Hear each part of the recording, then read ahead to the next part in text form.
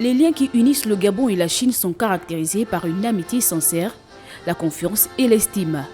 Ces trois sentiments sont au cœur de la coopération dynamique et multiforme entre les deux pays. Il y a trois objectifs. Bien sûr, le premier, c'est pour fêter notre fête nationale, le 1er octobre. Deuxièmement, c'est pour vraiment donner une image authentique de la Chine.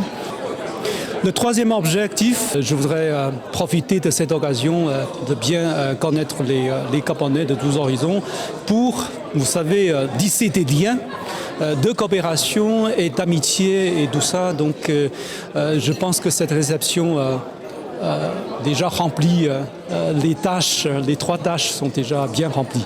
La Chine, partenaire privilégié du Gabon depuis 48 ans, a toujours su l'accompagner dans son processus de développement à travers la réalisation d'actions importantes. Nous nous retrouvons ici au sein du Palais Léomba, qui est une réalisation de la Chine. Et en ce qui concerne le ministère de la formation professionnelle, il me plaît aussi de vous dire que le centre multisectoriel de Vengue est déjà opérationnel. C'est une œuvre de la coopération sino-gabonaise. Ainsi, la dynamique des relations sino-gabonaises n'a cessé de croître depuis 1974.